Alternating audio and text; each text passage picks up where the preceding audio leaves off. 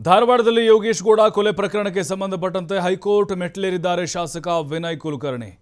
ಜೀವಾವಧಿ ಶಿಕ್ಷೆ ಪ್ರಶ್ನಿಸಿ ಹೈಕೋರ್ಟ್ಗೆ ಮೇಲ್ಮನವಿ ಹಾಕಿದ್ದಾರೆ. ಸೆಷನ್ಸ್ ಕೋರ್ಟ್ ತೀರ್ಪು ಅಮಾನತು ಕೋರಿ ಅರ್ಜಿಯನ್ನು ಸಲ್ಲಿಸಿದ್ದಾರೆ. ಜೀವಾವಧಿ ಶಿಕ್ಷೆ ತೀರ್ಪಿಗೆ ತಡೆಯಾಜ್ಞೆ ಕೋರಿ ಮೇಲ್ಮನವಿಯನ್ನು ಸಲ್ಲಿಸಿದ್ದಾರೆ ವಿನಯ್ ಕುಲಕರ್ಣಿ. ಸೋಮವಾರಕ್ಕೆ ಅರ್ಜಿ ವಿಚಾರಣೆ ಬರುವಂತ ಸಾಧ್ಯತೆಗಳಿದ್ದಾವೆ.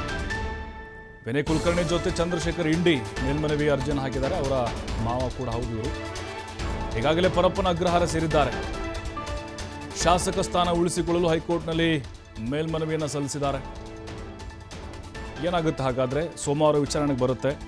ಬಹುತೇಕವಾಗಿ ಹೈಕೋರ್ಟ್ ಅಲ್ಲೂ ಕೂಡ ತಿರಸ್ಕಾರ ಆಗಬಹುದು. ಯಾಕಂದರೆ ಸಾಕಷ್ಟು ಇಂತಹ ಪ್ರಕರಣಗಳನ್ನ ಗಮನಿಸಿದ್ದೇವೆ ನಾವು. ಜೀವಾವಧಿ ಯಾರ್ಯಾರಿಗೆಲ್ಲ ಆಗಿದೆಯೋ ಅವರಿಗೆಲ್ಲ ಹೈಕೋರ್ಟ್ನಲ್ಲೂ ಕೂಡ ಹಿನ್ನಡೆ ಆದಂಥ ಉದಾಹರಣೆಗಳಿದ್ದಾವೆ.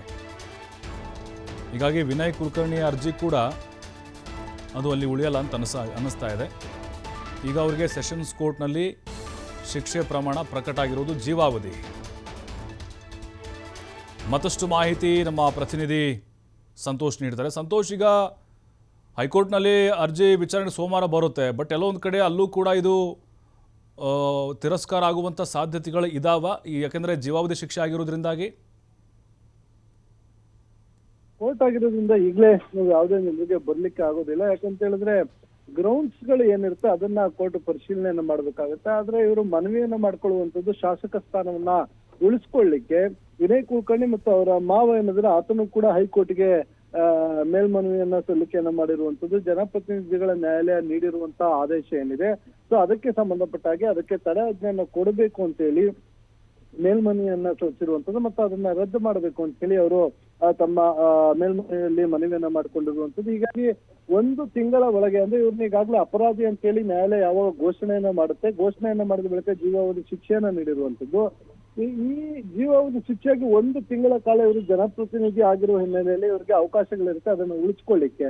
ಅಪ್ಪರ್ ಕೋರ್ಟ್ಗೆ ಮೇಲ್ಮನವಿಯನ್ನು ಹಾಕಿದ ನಂತರ ಅಲ್ಲಿಂದ ಹೋಗಿ ಅದಕ್ಕೆ ಕೆಳ ಹಂತದ ನ್ಯಾಯಾಲಯ ನೀಡಿರುವಂತ ಆದೇಶಕ್ಕೆ ಸ್ಟೇ ತರಬೇಕಾಗುತ್ತೆ. ಸ್ಟೇ ತಂದು ಇವರ ಶಾಸಕ ಸ್ಥಾನ ಹಾಗೆ ಉಳಿಸ್ಕೊಂಡಿರ್ತಾರೆ ಪ್ರಕರಣ ಇತ್ಯರ್ಥ ಆಗೋವರೆಗೂ. ಅದಾದ ಬಳಿಕ ಮಧ್ಯಂತರ ಜಾಮೀನು ಸಿಗುತ್ತೆ, ಅದಕ್ಕೆ ಸ್ಟೇ ಸಿಗುತ್ತೆ. ಸಿಕ್ಕಾದ ನಂತರ ಇವರು ಅದನ್ನ ಕೋರ್ಟ್ ನಲ್ಲಿ ಆರ್ಗ್ಯುಮೆಂಟ್ ಚಾಲೆಂಜ್ ಮಾಡ್ತಾ ಹೋಗ್ತಾರೆ. ಅವಾಗ ಕೆಳ ಹಂತದ ನ್ಯಾಯಾಲಯ ನೀಡಿರುವಂತಹ ಆದೇಶವನ್ನ ಪ್ರಶ್ನಿಸಿ ಏನಾದ್ರು ಅದಕ್ಕೆ ನೀಡಿರುವಂತಹ ಆದೇಶಕ್ಕೆ ಏನಾದ್ರು ರಿಲೀಫ್ ಕೊಟ್ರೆ ಇವರು ಇಡೀ ಪ್ರಕರಣದಿಂದ ರಿಲೀಫ್ ಆಗುವ ಸಾಧ್ಯತೆಗಳಿರುತ್ತೆ.